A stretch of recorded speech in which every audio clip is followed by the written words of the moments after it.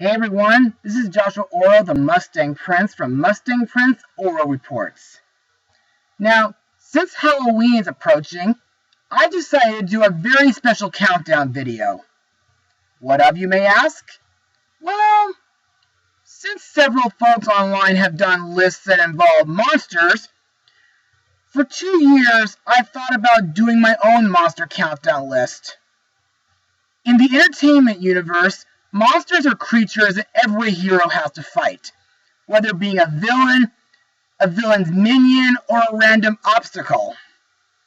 So, for this list, I've gathered 13 creepy creatures from the realm of live action to see which is the all-time best and still scares me to this very day.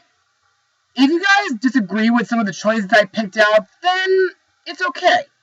We all have different tastes, and if your favorite live-action monsters are not on this list, either I haven't heard of them, or I just didn't think they'd be good enough to be on the list. However, I must warn you guys that some of the monsters on this list are from more than one movie, so I'll try to do my best to compare them. So, for all you at home, sit back, relax, grab some Halloween candy, a blanket to hide under, and get ready to scream. For this is a top 13 scariest monsters in a live-action film.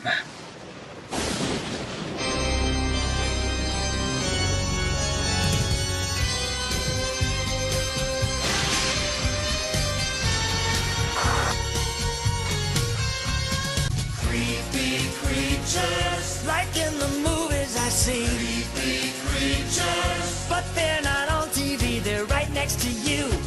They're right next to me, and I like them. They're as real as can be.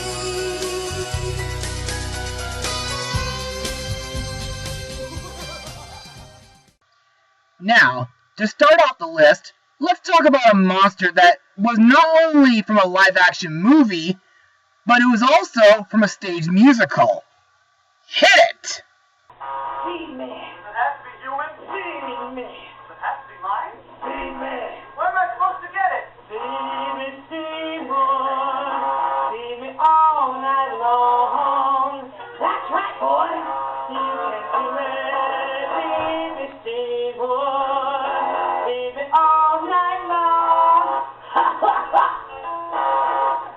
'Cause if you see me, boy, I can grow up big and strong. Now, as I said before in my top 25 Halloween films, I still say that Little Shop of Horrors is a great movie, and a great stage musical as well. Even though I still feel disappointed for not being able to do the show with my musical theater village friends. No thanks to my scout troop taking me away to Hawaii. But I'm still glad I got to do it a year later with my old high school, before I graduated. In fact, I was one of the Audrey 2 puppeteers that time. But back onto the main subject. The reason why Audrey 2 is on the bottom of the list is because it's not 100% scary. You see, after it gets beamed to Earth during the solar eclipse, it starts out tiny, but as it gets bigger from drinking blood from Seymour's fingers, not only does it have a mind of its own, but it also gets a voice by Levi Stubbs, who, in my opinion, makes the plant sound very groovy when he sings songs like Feed Me, aka Get It. But the scary thing about Audrey 2 is that it persuades Seymour to feed it, not just with blood, but with humans.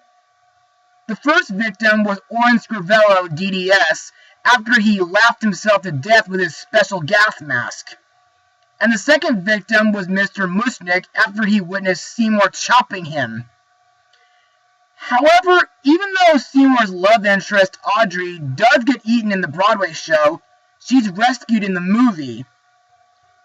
But things get nuts when Seymour confronts the plant after Patrick Martin discusses with him about developing little Audrey 2s and shipping them to florists across the country.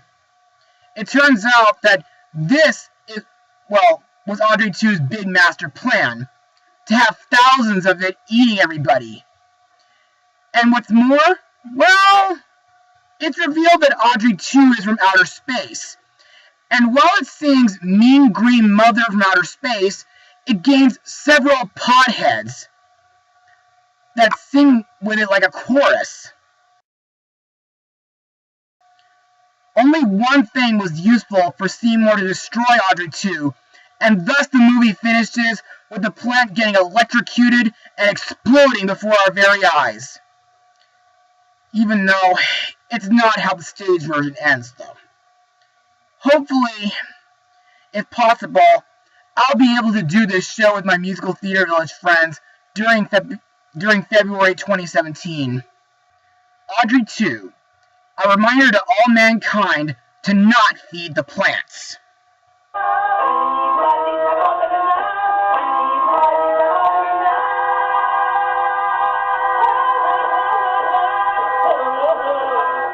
So go get it. They're as real as can be.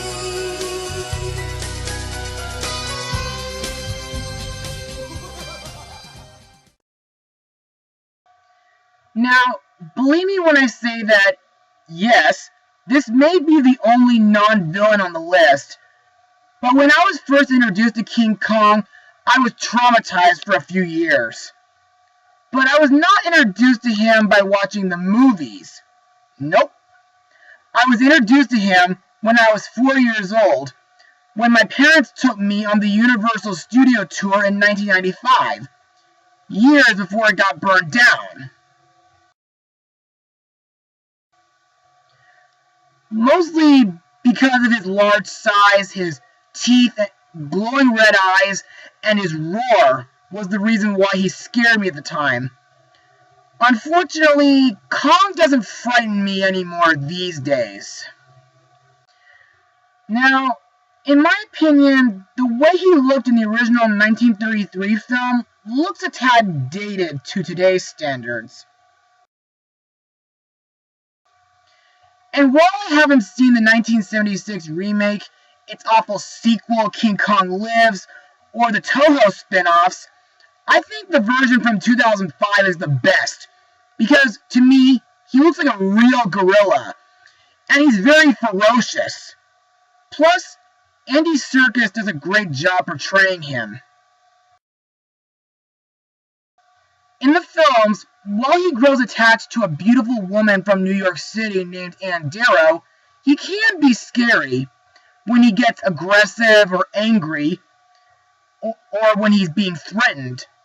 And even during his New York rampage, when he chews on a guy, drops a woman off a building, attacking a train on an elevated track, causing car crashes, traffic jams, attacking a trolley, and causing all sorts of damage to Times Square. However, nowadays, Kong is pretty scary at times, but he's also pretty darn awesome. Like when he fights 3 T-Rexes, which I find to be pretty intense. Plus, Kong ripped their friggin' jaws apart. Man. But it was sad when we see Kong get shot by airplanes and falls to his tragic death. Though, this won't be the last time we see Kong on the big screen, because with the upcoming Kong Skull Island movie coming to theaters next year, a whole new version of Kong will be terrifying audiences again very soon. King Kong.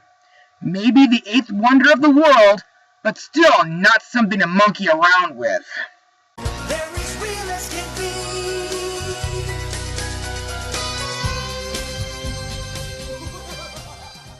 Now, you guys might find this next monster pretty weird due to the fact that she looks like a normal human. Well, that's true, but trust me, there's more to her than that. Now, again, if you see my top 25 Halloween films, then you'll know that this movie was the very first R-rated horror film that I ever watched. In the movie, Tamara Riley starts out as a shy and unattractive outcast high school girl who's obsessed with witchcraft and has a crush on her English teacher, Bill Natoli. But after a deadly prank at a motel, she gets killed. But she later comes back to life as an attractive undead siren whose goal is to get revenge on the people who tormented her. The premise of this movie may be a tad similar to Stephen King's Carrie, except with magic instead of telekinesis. Plus, Tamara does a lot more than what Carrie did. So, you may be asking, how does Tamara come back from the dead? Well, before she got pranked, she conjured up a spell that'll, help her claim all that she desires, have people do her bidding, and smite those who stand in her way. Yikes! But, in order for it to work, her blood needs to be spilled. Anyway, not too long after she shows up to school, all pretty and alive, she starts her revenge by having a video geek named Roger kill himself while being filmed on the school's TV. Then later, she continues to flirt with Bill, and she even tells his wife, Allison, that she'll never give him children. Afterwards, she makes her drunken dad eat glass bottles, which ends up killing him. And then she puts two boys named Patrick and Sean under her spell to dance sexually with her at first. But later, Tamara has them try to kill Allison. She even puts a spell on a girl named Keisha to make her stuff herself with food. But later, she has Keisha attack two other kids named Jesse and Chloe, who were actually nice to Tamara before the prank, which explains why her magic touch didn't work on Chloe. What I find scary about Tamara is that when she touches someone and puts them in a trance, it makes them see strange, messed up visions and makes them hear echoes in their head. Plus, Tamara's actress, Jenna Dewan, does a great performance. She can make any scene where she's having a conversation feel intense and suspenseful. They can even send chills down a person's spine. In the end, since she was bonded to Bill, the only thing that could stop her is if he died, and he does so by having him and Tamara jump off the roof of a hospital. Tamara Riley, one touch from her and you're completely in her power. They're as real as can be.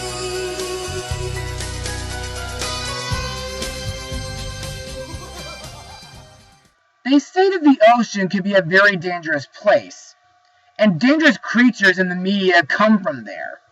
We've had giant squids, man-eating sharks, piranhas, and giant whales. But to me, the most dangerous out of all of them happens to be this beast. According to Mr. Gibbs in the movie, if you believe such things, there's a beast that does the bidding of Davy Jones. A fearsome creature with giant tentacles that can suck your face clean off and crush an entire ship to the crushing darkness. Imagine, the last thing you know on Earth is the roar of the Kraken and the reeking odor of 1,000 rotting corpses. Man, after hearing that speech, I can already feel chills. Before Jack Sparrow got mutinied, he made a deal with Davy Jones, where Jones raised the Black Pearl from the depths and allowed Jack to be captain.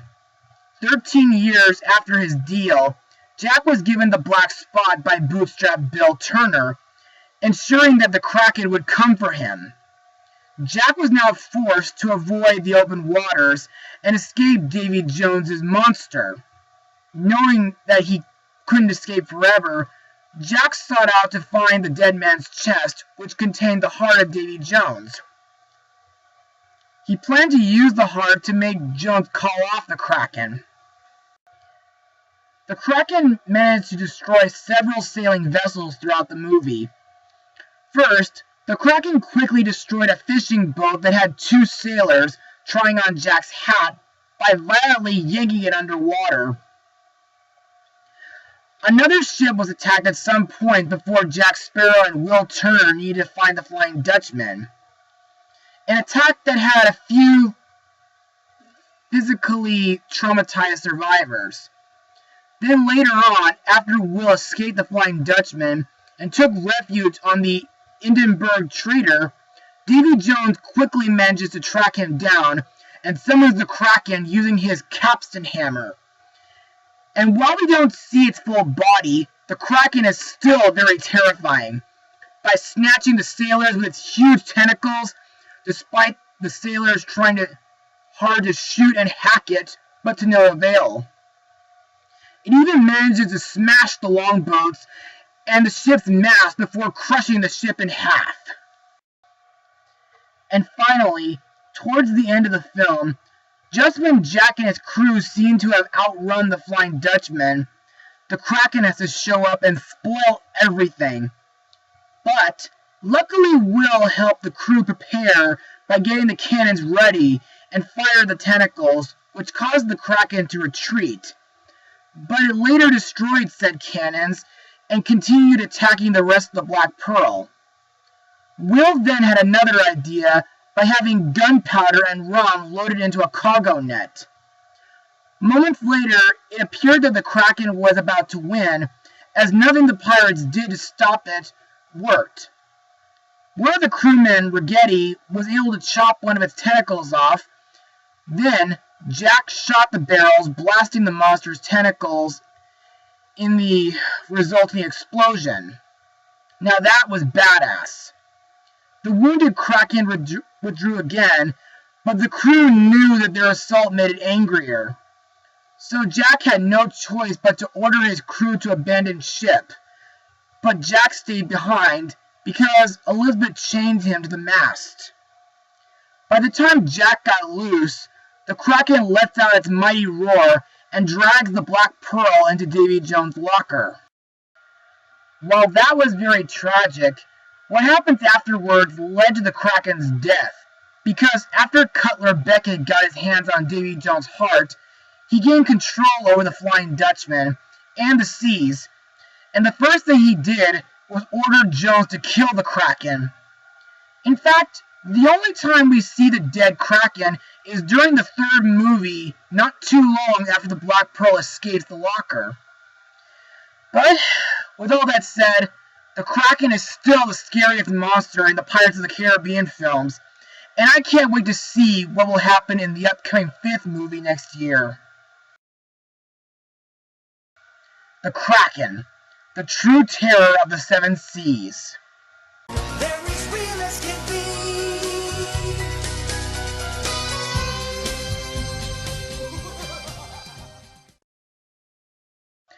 Ooh, now we're getting into the good stuff. In Lewis Carroll's book, Through the Looking Glass, the Jabberwocky is described as a large winged chimera with the body of a dragon, a whiskered fish-like head, insectile antenna, and a pair of talon-like hands on both its arms and its wings, which may also serve as forelegs when it walked on the ground. It also wears a vest. It presumably lived within a place known as the Tulgey Wood, until it was slain by an unnamed hero wielding a Volpal sword. Now, the first time I ever saw the Jabberwocky in an Alice movie was when I rented the 1985 TV special.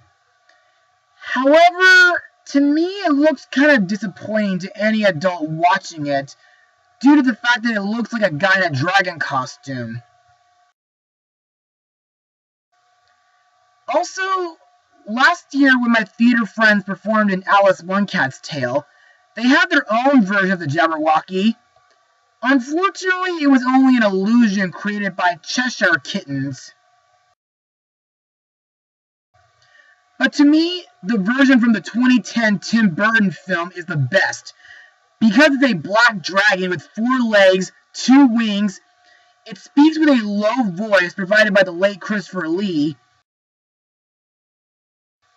and has a forked, snake-like tongue and purple blood, as well as forward-facing red eyes. He even breathes a blast of purple lightning, which can even obliterate anything. In the movie, the Jabberwocky is the Red Queen's champion and prepares to fight Alice on the Frabjous Day. It says that the Vorpal sword is its ancient enemy, hinting that another hero used the Vorpal sword before Alice did. Alice cuts off its tongue, but it counterattacks with a tail swipe. The Jabberwocky then gains the upper advantage, but the Mad Hatter interferes by poking its tail with his sword, which leads the armies in battle. The Jabberwocky then chases Alice onto the ruins. As Alice reaches the top, the Jabberwocky catches up to her, but trips, which allows Alice to get on its neck. It later throws Alice into the air, and while Alice is falling, she cuts off his head, killing the beast. However, before Alice battles the Jabberwocky, we do see a flashback where the Red Queen sends her army, along with the powerful Jabberwocky and the Knave of Hearts, to destroy the party held by the White Queen and her subjects. In the sequel, Alice Through the Looking Glass, when Alice is traveling through time in the Chronosphere, she witnesses the Jabberwocky destroying Wit's End and the Mad Hatter's family, the High Tops getting captured by the Red Queen's armored card soldiers. Afterwards, the Jabberwocky flies off with the Red Queen, claiming revenge for what happened to her during her coronation day. The Jabberwocky, the beast with the jaws that bite and the claws that catch. They're as real as can be.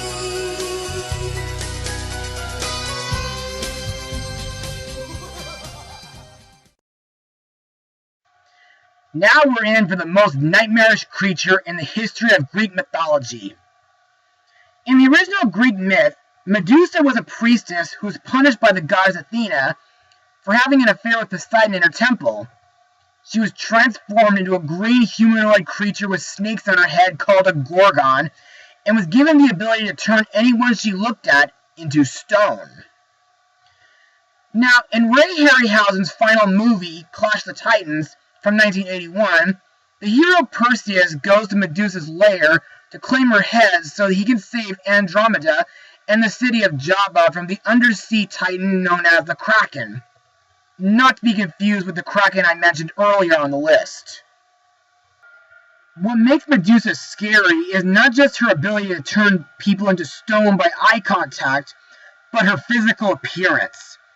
She has a snake-like body with a rattling tail, an unsettling face, and she has really good aim with a bow and arrow, which makes her twice as threatening. Plus, her lair looks like a temple from hell, with red lighting and statues of real men scattered all over the place. However, in the 2010 remake, Medusa is a tad hit and miss. I mean, yes, she's still pretty scary, but not as scary compared to her stop-motion counterpart. I mean, in this movie, she looks like a video game creature, and her lair is more like brightly lit ruins. What's more, she's played by, Natalia Vodianova,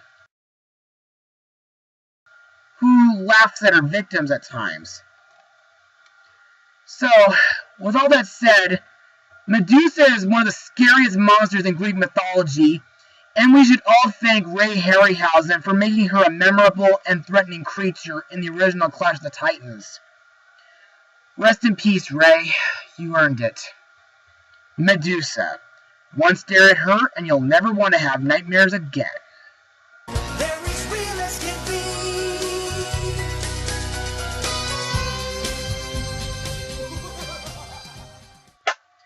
Alright guys, y'all know it's coming. Let's talk about the Harry Potter franchise.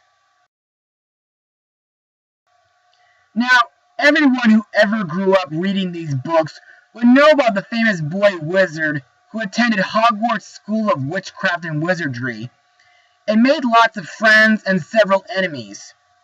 And during those years, while learning how to defeat the evil Lord Voldemort and his army of Death Eaters, Harry had to face many different creatures, from mountain trolls, huge spiders, merpeople, dementors, and dragons. But to me, the scariest creature Harry had to face was during his second year at Hogwarts.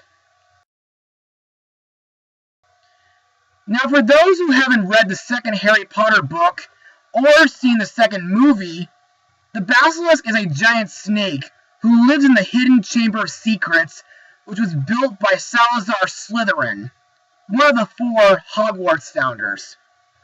It is said that instant death awaits anyone who meets this monster's horrible yellow eyes. Throughout the year, before finding out about the basilisk, Harry has been encountering many strange things going on at Hogwarts.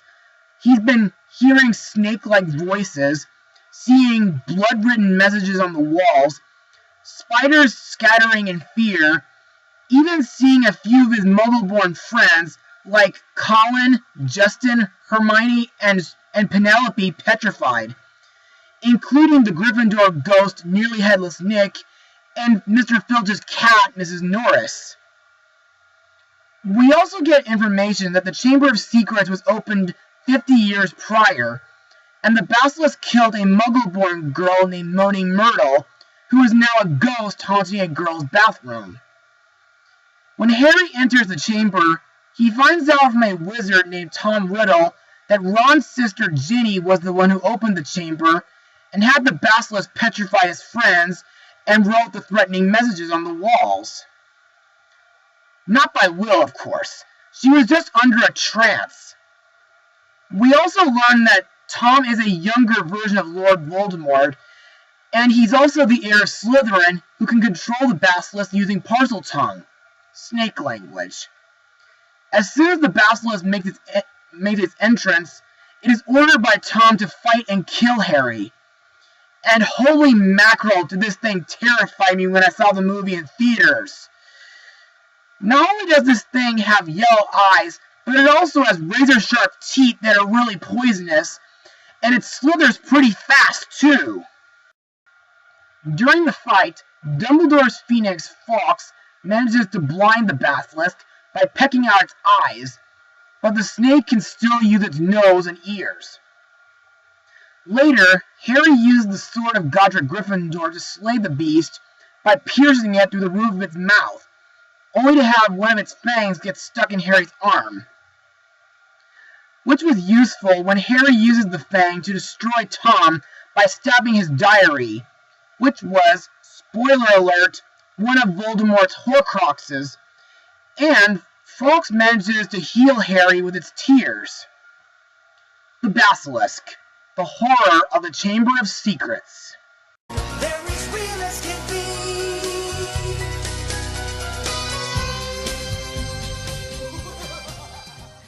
Now let's talk about an author who's a real master at childhood scares, R.L. Stine. Mostly everyone knows about him due to the fact that his famous book franchise is the Goosebumps series. But have you ever imagined if one of the monsters that Stine created would ever try to terrorize him? Well, last year there was one that managed to do that. Now, as I said in my blog of the movie, I friggin' love the Goosebumps movie. It has an interesting story, memorable characters, and, most important of all, I consider it a great tribute to the Goosebumps book series. Now, in the movie, not too long after our main character, Zach, learns that his neighbor is R.L. Stine himself, a dummy named Slappy, from the Night of the Living Dummy book, gets loose and sets out on revenge by unleashing the other monsters that Stine had created and burning their books so they cannot be sucked back in. And they also wreak havoc on the town. The only way to stop him is for Stein to write a news story with his typewriter and suck Slappy and the other monsters back into the book. What makes Slappy scary is his ability to teleport in the shadows. He can read Stein's thoughts, and he behaves crazy and mischievous. Plus, Jack Black's voice for Slappy is really scary and hilarious. Another note to mention is that the way Slappy is almost like R.L. Stine on a bad day. Pretty similar to the Grinch being Dr. Seuss on a bad day.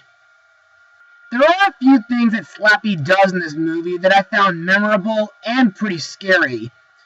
Like when he has the police and Lorraine frozen by aliens, slams and breaks R.L. Stine's fingers with his typewriter, and later, during the final climax, he unleashed the blob that ate everyone to consume Stein. Luckily, Zack and his friends, Hannah and Champ, finish the story, and they suck up Slappy and the other monsters back inside the book where they belong. Slappy, the most twisted creature R.L. Stine has ever created. They're as real as can be.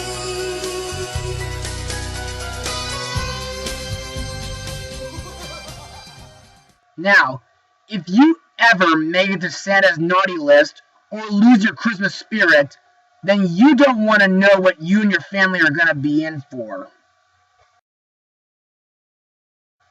I'll bet some of you out there never knew of this creature. Well, I sure as heck didn't until I saw this movie. Anyway, Krampus is known as the evil version of Santa Claus, whose only concern is to punish children or their parents who have been naughty on Christmas Day, or who have lost their Christmas spirit. If the people he torments cannot repent, they will be sent to the underworld. In the movie, after the main character Max gets fed up with his relative's behavior, he gets angry and tears up his Christmas list and throws it out into the night. This causes Krampus to spread his wrath on Max and his family by starting a howling blizzard that cuts off the electricity. Later, Krampus sets up scary snowmen outside the porch, as well as snow sharks. But that's not all. You see, Krampus does not spread punishment on his own. Not only does he have snowmen and snow sharks, but he even has evil Christmas toys, like a human-sized Jack-in-the-Box that can eat you, ferocious teddy bears, evil toy robots, demonic angels, and mischievous gingerbread man. He even has his own band of dark elves. What makes Krampus scary is not only what he does, which sounds pretty similar to what Jack Skellington did in The Nightmare Before Christmas, but by how he looks.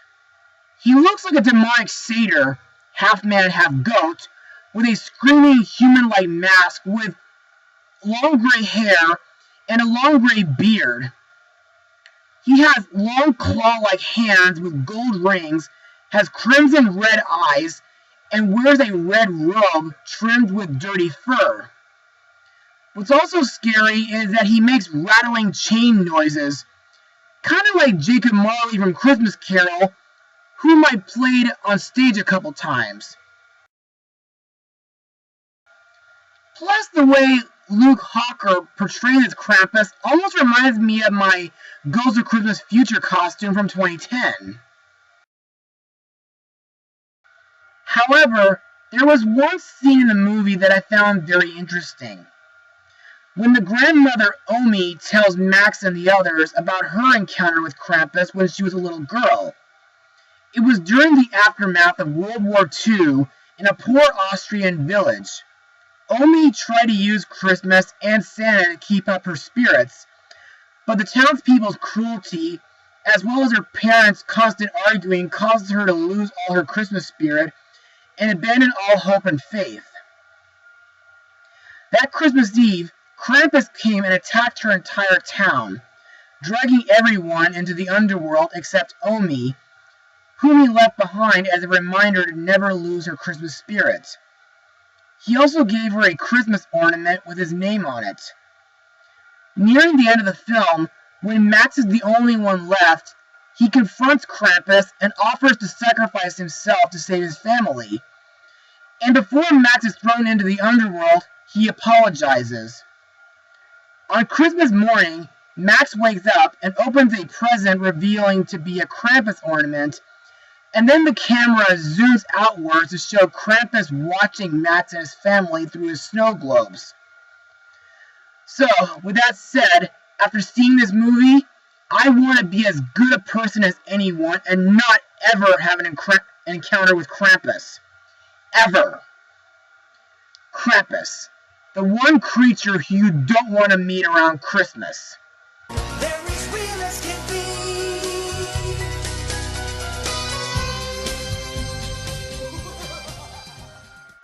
Now, as many folks know, dinosaurs are such amazing creatures and keep getting really fascinating with each new scientific discovery.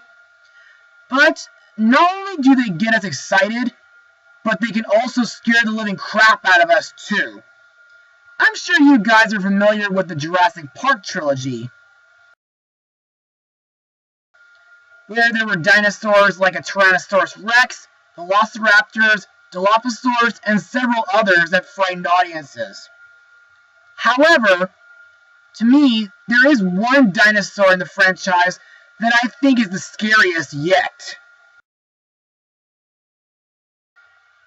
For those who haven't seen Jurassic World, this beastly dinosaur is way different compared to those in the fossil records.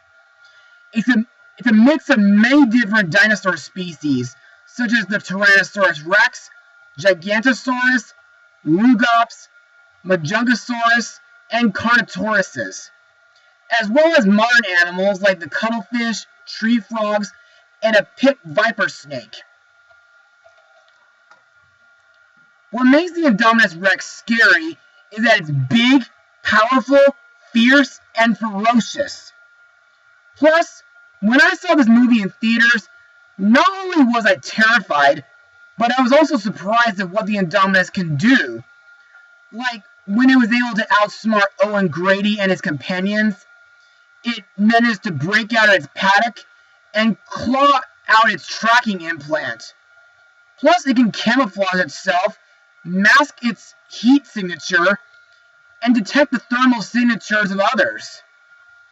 While it was out loose, it was able to kill several herbivore dinosaurs, attack Claire Deering's nephews, Zack and Gray, in a gyrosphere, even managed to cause a flock of pterosaurs to fly loose by crashing into the aviary.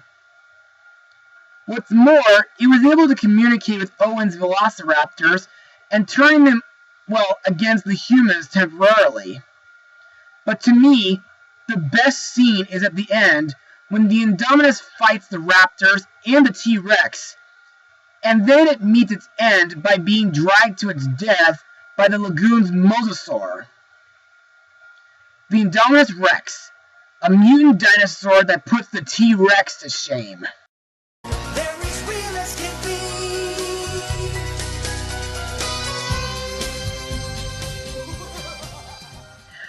Alright folks, we made it pretty high on the list, which means we're now on to the majors. And I think it's finally time to unleash it. At number 3, we have, of course, Freddy Krueger from the Nightmare on Elm Street franchise. Of course, no list of the scariest live-action monsters would be complete without him now, would it? Now, Freddy Krueger was a man who killed children, but later he was hunted down and burned alive by the parents of Springwood. But this wasn't the last time anyone would hear of him, because during the events of the franchise, thanks to the Dream Demons, Freddy has been going around after kids in their dreams, and if Freddy kills them in their dreams, they die in reality. To me, Freddy is really scary, not just by his burned face or his clawed glove, but he can also have really creative ways of killing his victims. Mostly because he seems to know everything about them, and he can feed on their darkest fears and use it against them. And sometimes they would hear little girls chanting a song about Freddy. Also, in my opinion, Robert Englund does a great job playing him. Over the years, since his first film, Freddy has been having his revenge, had a showdown with the Dream Warriors led by Nancy at Weston Hospital, going against a Dream Master, and an unborn dream child named Jacob, until finally coming against his daughter Maggie in Freddy's Dead, The Final Nightmare. In Wes Craven's New Nightmare, Freddy gets to prey on Nancy's actress, Heather Langenkamp, and her son Dylan, including several other folks in Los Angeles. In Freddy vs. Jason, Freddy is weak because everyone in Springwood found a way to forget about him, so he decides to resurrect Jason Voorhees to make people remember him. Unfortunately, Jason couldn't stop killing, which makes Freddy really angry, and the two have an epic duel throughout this movie. In the 2010 remake, they decided to make Freddy into a child molester, which was Wes Craven's original idea, and they cast Jackie Earle Haley to play him.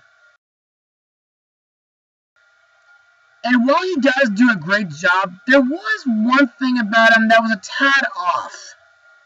His eyes looked kind of weird. Plus, most of his scares are just jump scares. They even give him a backstory that, well, he used to be a gardener who lived in the basement of a preschool and loved playing with the kids. Maybe a little too much, though. But, with all that said, Freddy Krueger is one of the most famous monsters in the horror media, and if it weren't for him, Nintendo wouldn't have gotten us this guy. Freddy Krueger, the nightmare of slasher films. They're as real as can be.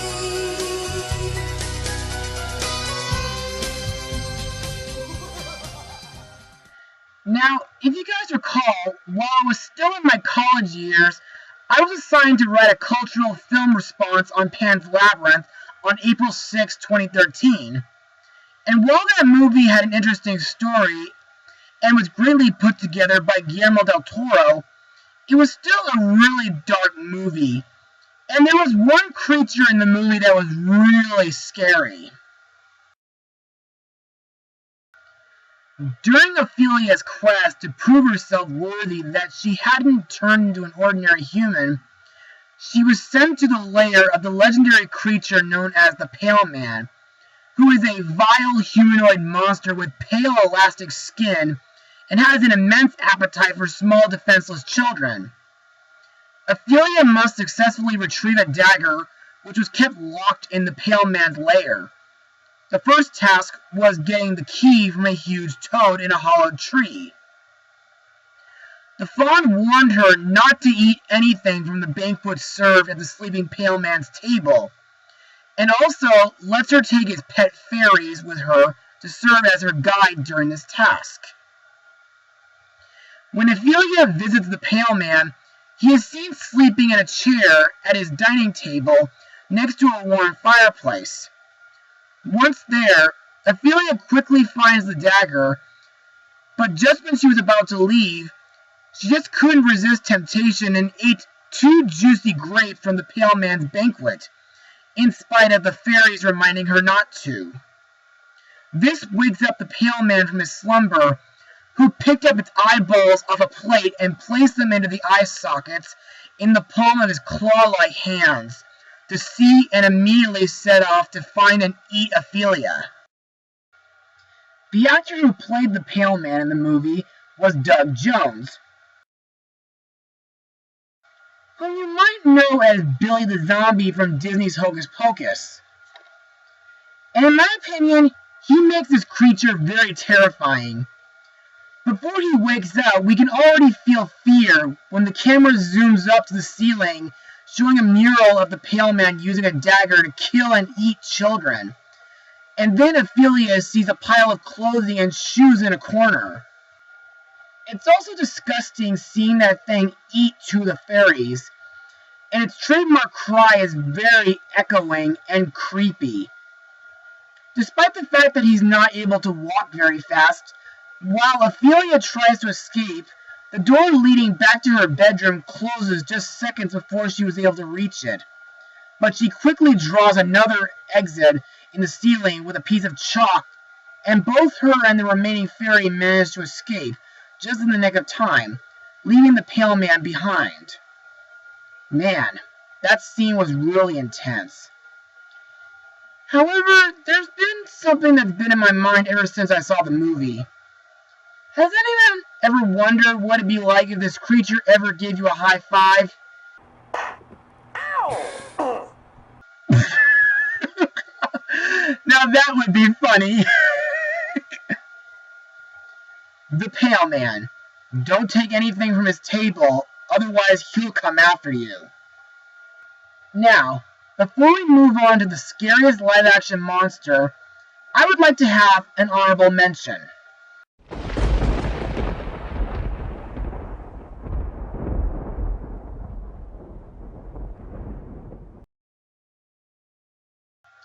In the Haunted Mansion movie based on the Disneyland ride, Madame Leota tells Jim Evers and his children, Megan and Michael, that the only way to lift the mansion's curse and rescue Sarah is for Edward Gracie to know the truth. However, in order to find out the truth, they need to find a key that was hidden in a black crypt in a mausoleum in the mansion's graveyard.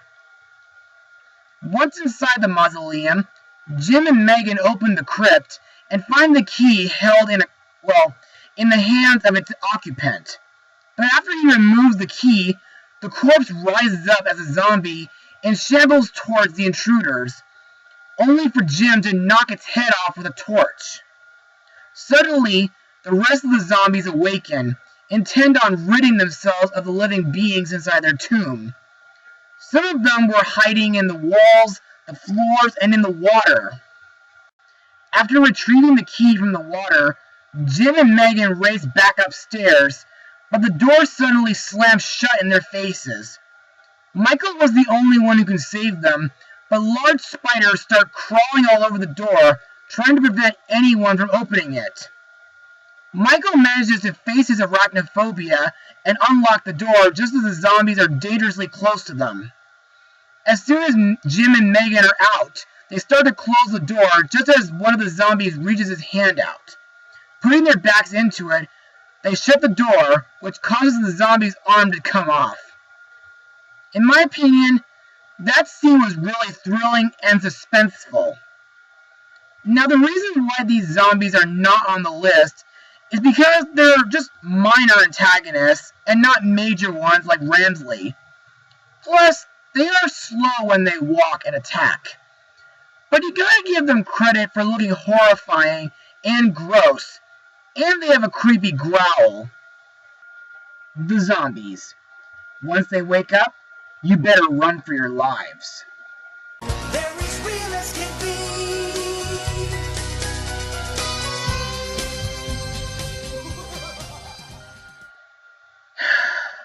You know, this looks like a list that either Freddy Krueger or the Pale Man could have easily dominated as the scariest live-action monster ever. Very easily. But no. They could have gotten the #1 spot if it weren't for these creatures coming from the Book of the Dead. I mean it, folks. Out of all the monsters I talk about on this list, these evil spirits have got to be the scariest out of all of them. In fact, they're even scarier than Pazuzu from The Exorcist. Now, for those who aren't familiar with the Evil Dead films, they're a series of horror films created by Sam Raimi. The first movie is about 5 kids, one of them being Ash Williams, played by Bruce Campbell, who go to a cabin in the mountains. There, they find the Book of the Dead and a recording by Professor Raymond Noby, who did research on the book years ago in the Kandarian ruins. While Ash and his friends listen to the tape, it recites passages from the book which unleashes the Deadites, who cause all sorts of mayhem to the gang. One girl gets raped by a tree, another gets a pencil shoved through her ankle. They're all getting thrown around, getting possessed, and getting killed. Well, except for Ash, who becomes a real badass hero throughout the franchise. He fights the Deadites with a gun called a boomstick and a chainsaw attached to his arm. He even learns that the Deadites are hell-bent on taking over the world and killing all living things, including humans. In the 2013 remake, the Taker of Souls is similar, but way different than the Deadites from the original films. After Eric reads from the book, Mia is the first person who the Taker of Souls possesses, but before that happens, it chases her into the woods where she gets tangled up by tree branches, and then it spews out tar-like vines into Mia's body. Later, the Taker makes Mia beat up a dog and burns herself in the shower. It even causes a rainstorm to flood the road so David and his friends won't get away. After gaining full control of Mia's body, the Taker makes Mia do really messed up things, like puking blood, cutting her tongue with a knife, and summoning lesser Deadites to possess her friends, like Olivia, Natalie, and Eric. Later in the film, David learns about the Taker's evil plan. Once the evil consumes 5 souls, the sky will bleed, and the abomination shall rise from hell. And the only way to save Mia's soul is to kill her, either with a live burial, bodily dismemberment, or purification by fire. After Mia is revived, and David sacrifices himself by shooting a gas can, the cabin explodes into flames. Blood begins to fall from the sky, and the abomination appears and decides to deal with Mia personally. But Mia defeats the Taker of Souls by using a chainsaw and slices it in half through the body. Man, talk about payback. The Deadites and Taker of Souls, evil spirits who rightfully deserve the #1 spot on this list as the scariest live-action monsters of all time. And that concludes my top 13 scariest monsters in a live-action film. I want to thank everyone for watching, and be sure to join me again for my final Halloween blog. Mustang Power. Creatures all around, in the air and on the ground. Check their closet, check their sheet. Careful where you put your feet. Creepy creatures, like in the movies I see. Creepy creatures, but they're not on TV. They're right next to you. They're right next to me, and I love them. I mean, I